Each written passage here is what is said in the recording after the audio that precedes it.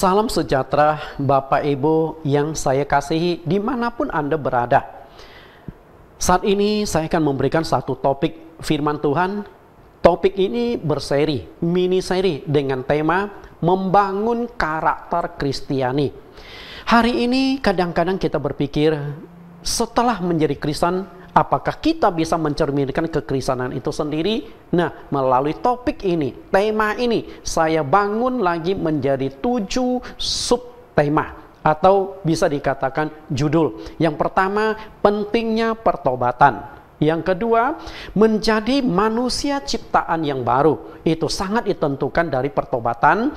Dan yang ketiga, karakter, perkataan, perbuatan, dan pikiran. Yang keempat, dilahirkan dari air dan roh. Yang kelima, yang berkarakter baik itu pasti berkati Tuhan. Hari ini engkau bertanya, kenapa Tuhan tidak berkati saya? Masalahnya karakter kita sudah layak diberkati belum? Yang keenam, ada penghakiman atas karakter manusia. Perkataan, perbuatan, pikiran kita akan dihakimi oleh Tuhan suatu hari nanti. Karena itu harus kita benahi. Dan yang ketujuh, karakter menentukan keselamatan. Ada orang bertanya, apakah perbuatan baik ada hubungan dengan keselamatan? Nah, di poin yang ketujuh ini akan kita buka, kita akan bongkar. Menurut saya ada. Nah, saya akan berikan pembahasan ini setiap sesinya itu sekitar 25 menit. Mari kita kupas bersama-sama karena ini topik yang sangat bagus supaya kita benar-benar menjadi Kristen sejati, Kristen yang diinginkan oleh Tuhan, Kristen yang berharga, bukan hanya sekedar Kristen KTP, Kristen tanpa pertobatan. Kita akan kupas topik yang pertama lebih dulu. Topik yang pertama judulnya adalah pentingnya pertobatan. Pentingnya pertobatan. Langkah awal untuk menjadi Kristen bukanlah percaya kepada Yesus, melainkan pertobatan. Mungkin Anda tidak setuju. Loh, saya menjadi Kristen kan karena percaya Yesus, maka saya disebut Kristen. Kristen artinya pengikut Kristus. Oke? Tapi menurut saya tidak. Karena apa? Engkau tidak mungkin menjadi Kristen, engkau tidak mungkin menjadi pengikut Kristus kalau tidak melalui proses pertobatan lebih dulu. Nah, kita akan lihat apa sih yang dimaksud dengan pertobatan itu. Kita lihat dulu dari definisi Kamus Besar Bahasa Indonesia. Arti dari pertobatan itu apa? Kita lihat taubat. Taubat ini berasal dari bahasa Arab. Karena kita tahu pengaruh dari bahasa Arab ke Indonesia sangat kuat dan sangat dominan. Karena Indonesia adalah negara Islam terbesar di dunia. Nah, kata taubat itu dalam bahasa Arab berarti atau dibaca taubat yang berakar dari kata taba yang berarti kembali, pulang atau bersarang. Okay. Kembali berarti Anda melakukan perjalanan, engkau balik, pulang lagi. Bersarang itu seperti seekor burung yang mau bersarang, setelah itu dia terbang pergi, tapi di dalamnya kemudian burung akan kembali kepada sarangnya. Itu makna pertaubatan. Atau kata lain dari taubat adalah sadar dan menyesal akan dosa dan berniat untuk memperbaiki tingkah laku dan perbuatan. Ini menurut Kamus Besar Bahasa Indonesia. Jadi seseorang tidak mungkin dia bisa menerima Tuhan kalau dia tidak menyesal dan dia tidak menyadari dosanya. Karena itu menurut saya awal kekristenan itu ditentukan dari pertobatan dulu. Nah, setelah engkau bertobat, sadar engkau punya dosa dan engkau ingin dosamu dibereskan, baru engkau cari siapa yang bisa membereskan dosamu dan engkau temukan jawaban Yesus bisa menyelesaikan dosamu. Setelah itu engkau menyesal atas masalah lalumu, engkau akan memperbaiki hidupmu, memperbaiki tingkah lakumu. Nah, dimulai dari pertobatan. Kita lihat pertobatan dalam definisi Kristen atau Alkitab. Taubat, pertobatan. Bertobat artinya berbalik dari cara hidup yang lama. Dalam kekristenan di Indonesia, kata taubat dimaknai sama dengan kata metanoia.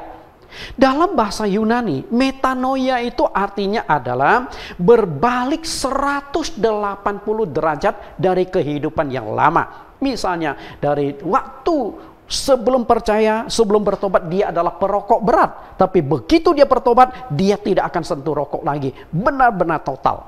Ya, yang awalnya dia seorang pencuri, sekarang dia menjadi seorang yang suka membagi-bagikan sesuatu. Itu pertobatan 180 derajat. Ya.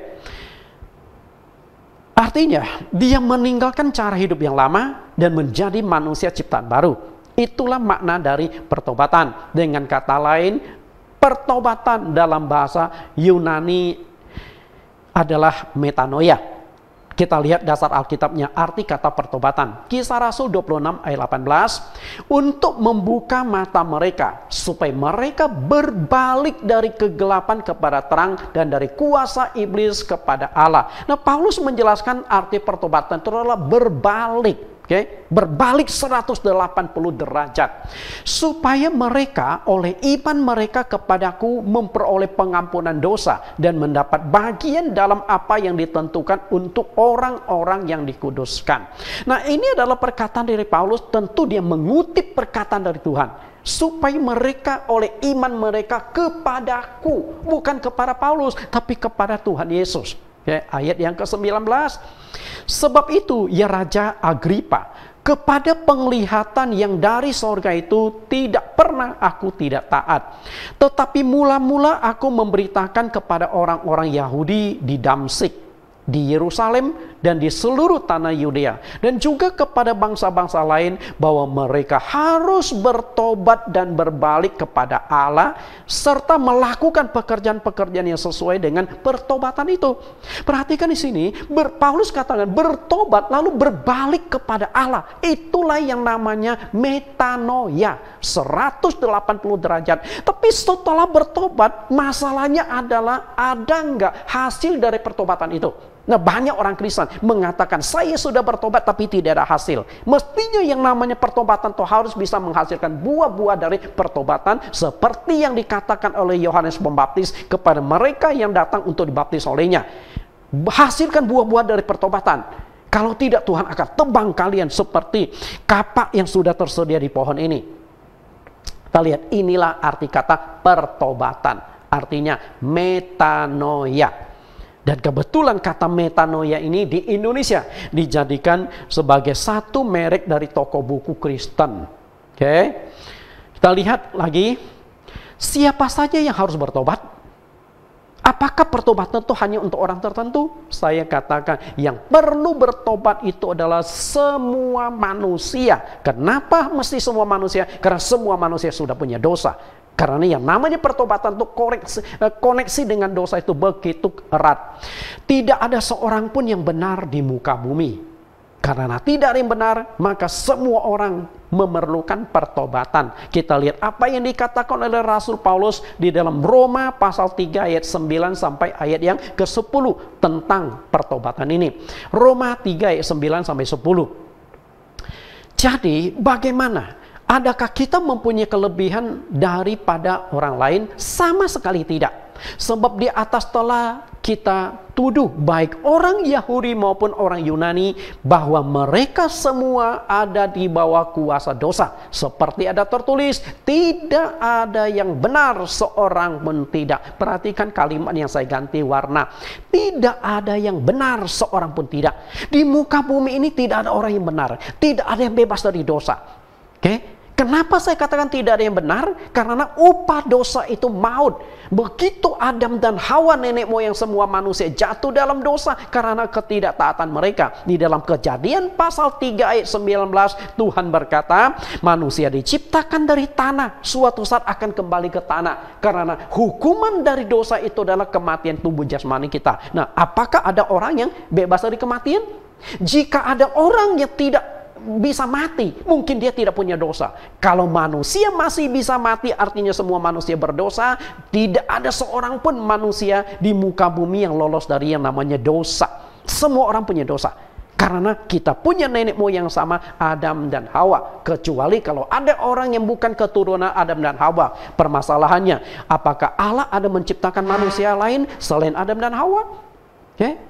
Karena itulah semua manusia di muka bumi harus bertobat. Pertobatan adalah langkah awal di dalam kekristenan. Kita lihat Yohanes Pembaptis. Dia mengajarkan tentang pertobatan. Yohanes pasal 3 ayat 1 sampai 2. Pada waktu itu tampillah Yohanes Pembaptis di padang gurun Yudea dan memberitakan, bertobatlah sebab kerajaan sorga sudah dekat. Penekanan Yohanes Pembaptis yang membuka jalan bagi Yesus. Langkah awal adalah pertobatan sebelum engkau terima Tuhan Yesus.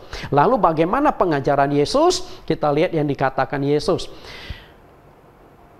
Matius 18 ayat 2 sampai ayat yang ketiga. Matius 18 ayat 2, maka Yesus memanggil seorang anak kecil dan menempatkannya di tengah-tengah mereka. Lalu berkata, aku berkata kepadamu, sesungguhnya jika kamu tidak bertobat sama seperti anak kecil ini, kamu tidak akan masuk ke dalam kerajaan sorga. Perhatikan kata bertobat. Dan bertobat ini berkaitan dengan masuk sorga. Artinya, kalau engkau ingin masuk sorga, engkau tidak bertobat, engkau tidak akan bisa masuk sorga. Karena pertobatan itu adalah awal di dalam kekristenan. Karena itu jika hidup kita tidak lakukan pertobatan, walaupun kita aktif sekali ke gereja, tapi pertobatan kita tidak lakukan, belum tentu Anda akan masuk ke sorga. Karena itu jangan main-main dengan masalah pertobatan ini. Dan secara khusus, Saulus adalah pemimpin agama Yahudi, tokoh agama Yahudi. Tapi apakah Saulus sudah bertobat? Kita lihat. Tokoh agama tapi masih memerlukan pertobatan. Pemimpin agama perlu bertobat. Kisah Rasul pasal 17 ayat 30 dan 31. Dengan tidak memandang lagi zaman kebodohan, maka sekarang Allah memberitakan kepada manusia bahwa di mana-mana semua mereka harus bertobat. Karena ia telah menetapkan suatu hari pada waktu mana ia dengan adil akan menghakimi dunia oleh seorang yang telah ditentukannya. Sudah ia memberikan kepada semua orang suatu bukti tentang hal itu dengan membangkitkan dia dari antara orang mati. Perhatikan kata Pak Saulus di sini. Apakah Saulus ini orang jahat? Dia bukan orang jahat kok. Dia ini pemimpin agama kok. Seorang yang aktif di dalam agama Yahudi. Di dalam kitab suci perjanjian lama. Apakah dia tidak tahu berbuat jahat itu dosa? Dia tahu. Tapi ada dosa yang begitu mengerikan yang disebut dosa keagamaan. Nah, disinilah masalah Paulus. Paulus menyiksa, membunuh, membinasakan orang-orang Kristen, memenjarakan orang Kristen. Menurut dia lakukan berbakti kepada Tuhan. Tapi sebab itu dosa yang begitu mengerikan. Karena itulah setelah dia bertobat, lalu dia mengajarkan kembali pertobatan. Dia berkata semua harus bertobat. Semua orang tanpa kecuali. Semua orang berarti bisa saja pemimpin-pemimpin agama pun memerlukan pertobatan. Lalu menghakimi dunia oleh seorang yang telah ditentukan. Kenapa harus ada pertobatan? Karena ada penghakiman. Kalau tidak ada penghakiman, Anda boleh hidup seenaknya. Anda tidak usah bertobat. Tapi karena ada penghakiman atas karakter manusia, maka karakter harus diperbaharui. Karakter kita harus dilakukan pertobatan. Nah, proses menjadi Kristen itu dimulai dari pertobatan. Kita lihat ini sebelum Kristen. Saya memberikan gambar yang di blur hitam. Nah, setelah itu Anda bertobat. Setelah itu harus ada perubahan. Blurnya sudah tidak hitam lagi gambar ini. Sudah terang, bahkan ada sinarnya dilingkupi oleh sinar. Menjadi pertanyaan kita adalah, sebelum menjadi Kristen dan sesudah Kristen ada perubahan nggak dalam hidup Anda? Bisa dibedakan nggak? Kalau sebelum Kristen dan sesudah Kristen tidak ada perbedaan di dalam hidupmu, engkau tidak bertobat. Engkau belum bertobat. Lalu pertobatan dalam aspek apa? Ada 4 pertobatan di dalam kekristenan. Yang pertama adalah pertobatan dalam hal agama. Maksudnya apa? Artinya Anda harus meninggalkan agamamu sebelum engkau memeluk agama Kristen, percaya pada Yesus. Lalu setelah engkau menjadi orang Kristen, pertobatan yang harus dilakukan secara kontinu adalah perkataan, kemudian perbuatan, dan satu lagi adalah pikiran. Inilah aspek pertobatan. Ada 4 aspek. Agama, perkataan, perbuatan, dan pikiran. Kita lihat apa yang dimaksud dengan pertobatan agama. Kisah Rasul pasal 17 ayat 24. Allah yang telah menjadikan bumi dan segala isinya. Ia yang adalah Tuhan atas langit dan bumi tidak diam dalam kuil-kuil buatan tangan manusia. Dan juga tidak dilayani oleh tangan manusia seolah-olah ia kekurangan apa-apa. Karena dialah yang memberikan hidup dan nafas dan segala sesuatu kepada semua orang. Dari satu orang saja ia telah menjadikan semua bangsa dan umat manusia untuk mendiami seluruh muka bumi. Dan ia telah menentukan musim-musim bagi mereka dan batas-batas kediaman mereka, supaya mereka mencari Dia dan mudah-mudahan menjamah dan menemukan Dia, walaupun ia tidak jauh dari kita masing-masing. Perhatikan ayat yang ke-26, dari satu orang yang menjadikan semua bangsa di muka bumi, mendiami muka bumi. Dan setelah itu Tuhan mengharapkan semua orang itu mencari Dia dan mudah-mudahan menemukan Dia. Inilah pertobatan agama. Karena di muka bumi begitu banyak agama yang berbeda-beda. Agama mana yang benar-benar berasal dari Tuhan? Bapak Ibu yang saya kasihi, masalahnya adalah Allah mana yang harus disembah? Karena masing-masing agama dan kepercayaan punya Allah sesembahan mereka. Nah, tentunya sebagai pendeta, saya ingin menekankan seperti apa yang tertulis di dalam kitab suci. Di ayat 24-25 perhatikan, Allah yang benar adalah Allah yang menciptakan langit, bumi, dan segala isinya. Termasuk Dialah yang menciptakan manusia. Di sini dikatakan ayat 26, dari satu orang ia telah menjadikan semua bangsa. Siapakah yang dimaksudkan? Yang dimaksudkan adalah Adam, satu orang. Setelah itu menciptakan Hawa. Hawa diciptakan dari tulang rusuk Adam. Tetap di sini sama dari satu orang. Nah, Allah itulah yang harus kita cari dan harus kita sembah. Itulah Allah yang benar. Dan siapa Dia? Di dalam ajaran kekristenan, saya ingin katakan bahwa pencipta segala sesuatunya adalah Yesus Kristus. Nah, Bapak Ibu bisa mengikuti link YouTube saya, Bible Teaching Ministry. Di sana saya sudah jelaskan siapa sebenarnya Yesus Kristus dan apakah betul Yesus Kristus itu Sang Pencipta. Sudah saya uraikan cukup jelas di sana. Silakan di Google link Bible Teaching Ministry. Karena kalau link yang satu ini adalah khusus untuk khotbah-khotbah pengajar, khusus untuk khotbah-khotbah. Yang satu lagi link khusus untuk pengajaran-pengajaran. Yesus Kristus adalah Allah yang benar. Dialah Sang Juru Selamat dunia. Kita akan lihat contoh pertobatan penduduk kota Lida dan Saron. Kisah Rasul 9 ayat 33-35. Di situ didapati seorang bernama Eneas yang telah 8 tahun berbaring di tempat tidur karena lumpuh. Kata Petrus kepadanya, Eneas, Yesus Kristus menyembuhkan engkau. Bangunlah dan bereskanlah tempat tidurmu. Seketika itu juga bangunlah orang itu. Semua penduduk Lida dan Saron melihat dia, lalu mereka berbalik kepada Tuhan. Kita lihat inilah pertobatan dalam sisi agama.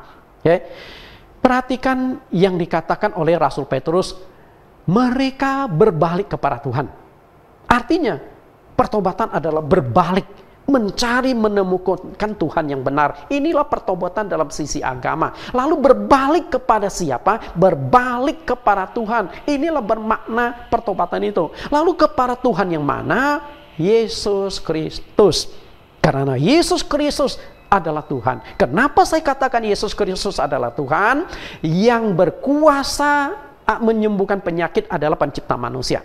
Hanya manusia ciptaan Tuhan, dia punya kuasa untuk menyembuhkan penyakit. Dan Yesus sudah membuktikan bukan hanya menyembuhkan berbagai macam penyakit, bahkan orang yang sudah mati 4 hari, Lazarus, dia bangkitkan kembali dari kematian. Roh yang sudah meninggalkan tubuh bisa dikembalikan lagi karena dia adalah Tuhan yang berkuasa atas manusia. Selain itu dia sudah membuktikan juga bahwa dia adalah Allah. Dia meredakan angin ribut. Hanya pencipta angin yang bisa menyuruh angin berhenti. Hanya pencipta air yang bisa berjalan di atas air. Banyak bukti-bukti Yesus adalah Sang Pencipta. Silakan masuk ke dalam link YouTube saya, Bible Teaching Ministry. Di sana lebih jelas saya uraikan.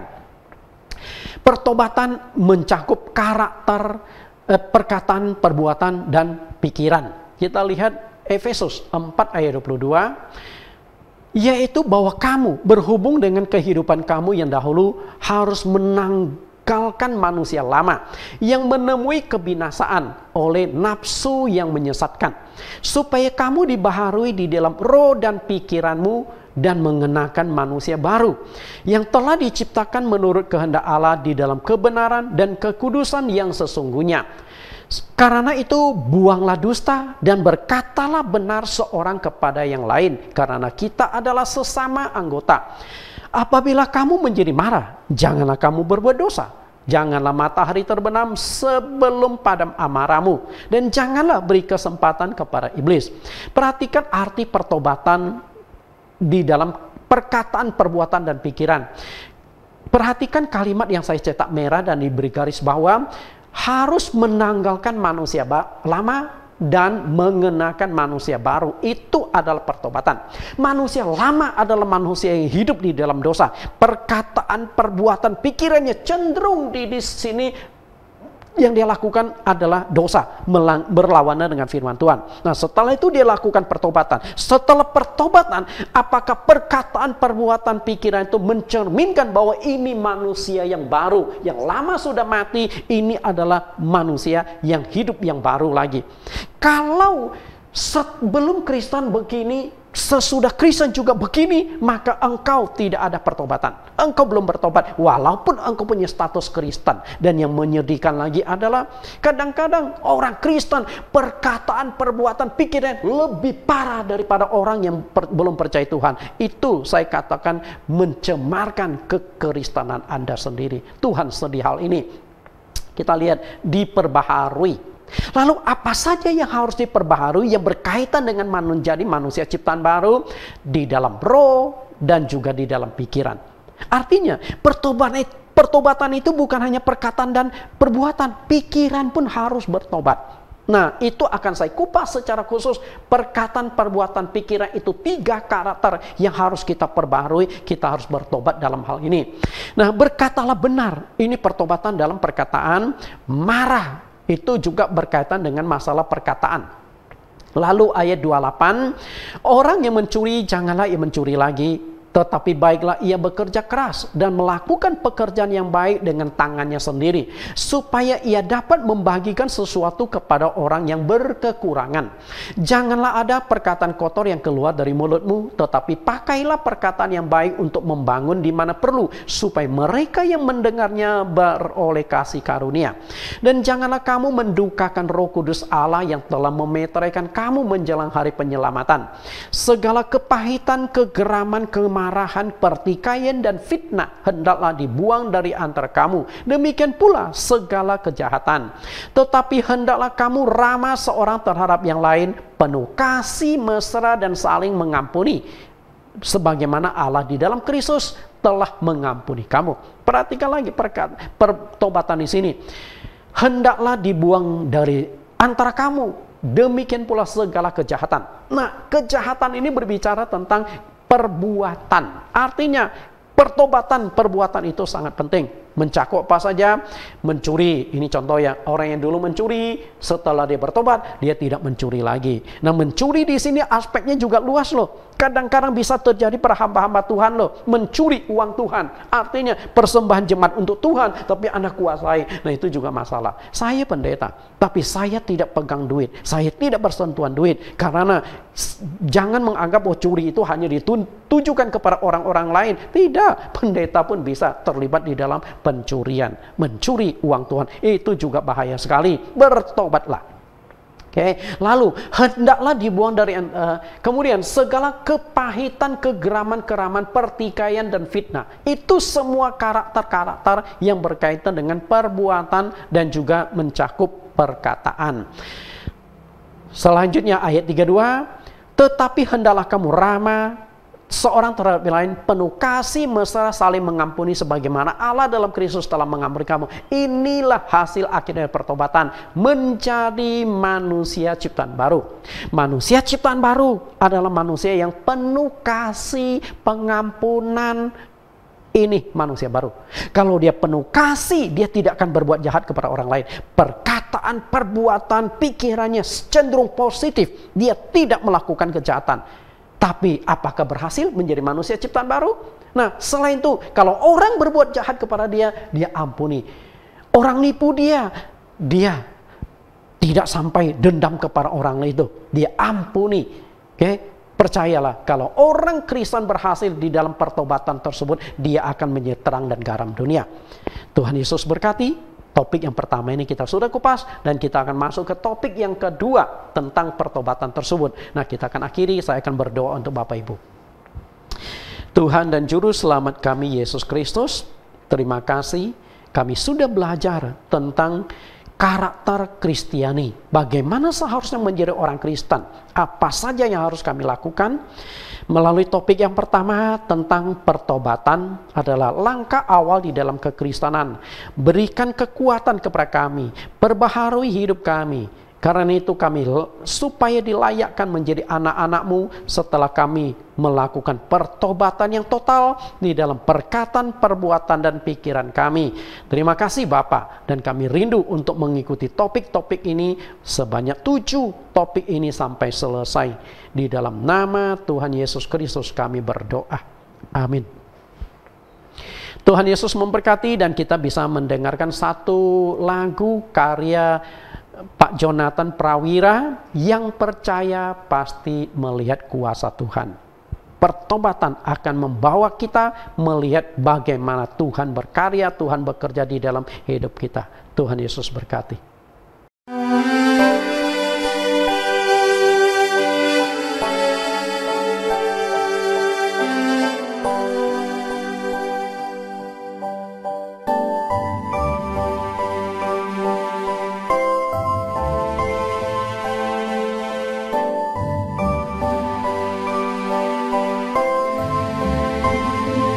Apapun yang terjadi di dalam dunia ini, ku kan tetap memilih untuk selalu percaya Kau bukan hanya yang baik dan setia. Kau Tuhan yang berkuasa di atas segalanya.